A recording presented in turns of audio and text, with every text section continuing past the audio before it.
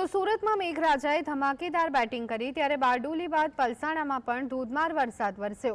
ભારે વરસાદને પગલે પલસાણાના ચલઠાણ ખાતે આવેલ સંજીવની હોસ્પિટલ બહાર ઘૂંટણસમા પાણી ભરાયા। હોસ્પિટલ બહાર પાણી ભરાતા દર્દીઓ અને લોકોને આવવા જવામાં મુશ્કેલી વેઠવી પડી હતી।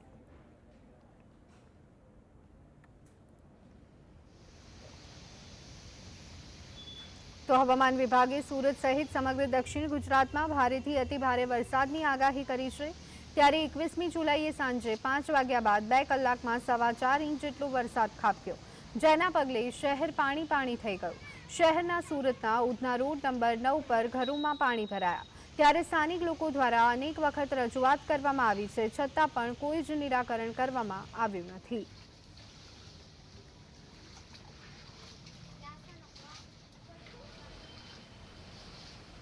તો નવસારી સહિત દક્ષિણ ગુજરાતના અનેક જિલ્લામાં વરસાદી માહોલ છવાયો છે। નવસારીમાં 4.5 ઇંચ વરસાદ પડ્યો, જ્યારે ગણદેવીમાં 4 અને જલાલપુરમાં 3 ઇંચ વરસાદ પડ્યો। આ સ્થિતિના કારણે નીચાણવાળા વિસ્તારમાં પાણી ભરાયું છે અને જનજીવન પણ કેટલીક હદ સુધી પ્રભાવિત થયું છે। જો કે રાહતની વાત તો એ છે કે જિલ્લાની મોટાભાગની મોટી નદીઓ ભયજનક સપાટી નીચે વહી રહી છે।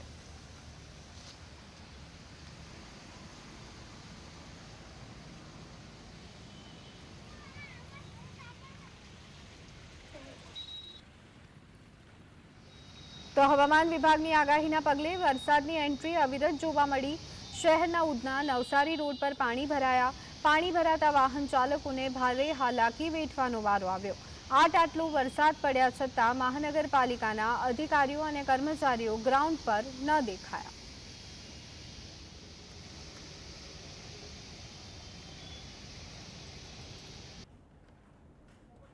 તો સુરતમાં વરસાદી માહોલની વચ્ચે ભટારમાં આવેલા ટેનામેન્ટની દિવાલ ધરાશાયી થઈ હતી। આ સમગ્ર બનાવ સીસીટીવી કેમેરામાં કેદ થવા પામ્યો હતો। 21મી જુલાઈના રોજ મોડી રાત્રે દિવાલ પડતા લોકોની અંદર ભયનો માહોલ જોવા મળ્યો। દુર્ઘટના સર્જાતા આસપાસના રહીશો પણ એકત્રિત થયા હતા।